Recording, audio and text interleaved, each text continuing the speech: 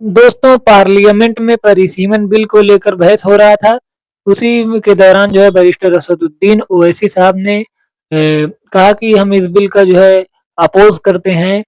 ये बिल जो है ठीक नहीं है। ऐसे समय में इस बिल को लाया जा रहा है जब जो है कई राज्यों में विधानसभा चुनाव हो रहे हैं, होने वाले हैं और जो है कोई बहुत सारे नेता जो है उसमें बिज़ी हैं, जो है चुनाव में।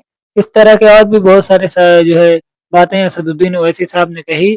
बहरहाल दोस्तों, ये परिसीमन बिल जो है ये पास नहीं हो पाया है क्योंकि इसको पास करने के लिए 2/3 बहुमत की ज़रूरत थी, जो कि बहुमत जो है एनडीए नहीं जुटा पाई और इसके अपोज़ में जो है वोट पड़े थे और 2/3 समर्थन में इसके वोट नहीं पड़े थे। इसकी वजह से ये बिल पास नहीं हो पाई।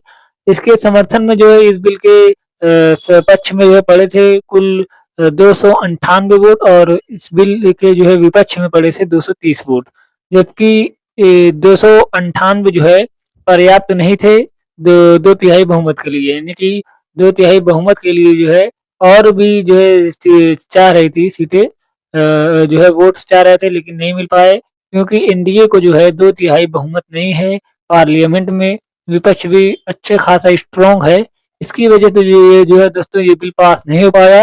ये विपक्ष का जो है बड़ा जीत भी कहा जा रहा है और एनडीए की हार भी कहा जा रहा है संसद में इस बिल पर, क्योंकि ये बड़ा बिल था। इसमें जो है सीटें बढ़ सकती थी, जो है 800 से ज़्यादा सीटें हो सकती थी। ये अगर बिल पास हो जाता तो पूरे देश के अंदर जैसे कि 543 लोकसभा की सीटें हैं, बढ़कर वो 816 या फिर उससे ज़्यादा हो सकती थी। इसलिए जो है बहरहाल दोस्तों मिला-जुला कर बात करें तो ये बिल जो है पास नहीं हो पाया है। इस बिल को लेकर बैरिस्टर असदुद्दीन ओवैसी साहब ने बहुत सारी बातें कही। उन्होंने क्या कुछ कहा, सुनिए। मैं इस तीनों बिल की मुखालिफत में खड़ा हूँ। आप ऐसे वक्त में इस बिल को ला रहे हैं जब हिज़्ब इख्तिलाफ के तमाम अराकीन पार्लियामान अपने रियासती असम्बली इलेक्शन में मसरूफ़ हैं। ये हुकूमत पैगाम ये देना चाहती है कि अपनी वहशी अक्सरियत से कानून बनाएंगे। अगर ये 3 बिल कानून बन जाएंगे तो अपोजिशन की आवाज़ नहीं के बराबर इस ऐवान में हो जाएगी। और इस आईनी तरमीमी बिल को अगर आप हदबंदी बिल के साथ पढ़ेंगे तो आबादी की बुनियाद पर सीट दी जाएगी। जिसकी आबादी ज्यादा होगी उनको ज्यादा सीटें मिलेंगी, जिनकी कम होगी उनको कम मिलेगी।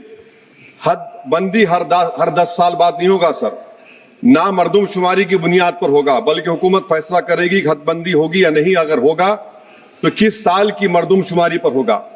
सर, मैं इलाका वादियत को नहीं मानता, ना उसको फरोग देता हूं, मगर हमारी आइन की तमहीद में फ्रेटर्निटी का लफ्ज लिखा गया, भाईचारगी का। ये बहुत अहम है हमारे मुल्क की इत्तेहाद और सालमियत को मजबूत करने का। ये तीनों बिल इस फ्रेटर्निटी के बरक्स का पैगाम देते हैं और काम करेंगे।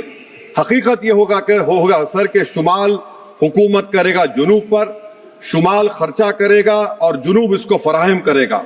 जुनूबी रियासतें मुल्क की जीडीपी में 30% का हिस्सा होता है उनका, और 21% मुल्क का टैक्स रेवेन्यू जुनूब से आता है। 2022-23 साल में 3.46 लाख करोड़ का उनका हिस्सा था और 19% आबादी है भारत में जुनूबी हिंदुस्तान की। जुनूब को गुड गवर्नेंस की सदा दी जा रही है। वजीर आजम कहते हैं कि जिसके बच्चे ज्यादा हैं, तो मगर ये तो झूठ था। मगर ये बिल अगर कानून बनेंगे तो सच हो जाएगा। सर, अगर आप 6 रियासतों को, बिहार, मध्य प्रदेश, यूपी, राजस्थान, गुजरात और हरियाणा को मिला ले, यहां पर सीट होंगी 392 और सिर्फ 34 सीट की जरूरत पड़ेगी हुकूमत बनाने के लिए। दोस्तों, इस पर आपका क्या कहना है आप कमेंट में लिख सकते हैं। वीडियो को लाइक करें, चैनल को सब्सक्राइब करें, बेल आइकन जरूर दबाएं ताकि आने वाली हमारी हर वीडियो आप तक सबसे पहले पहुंच सके।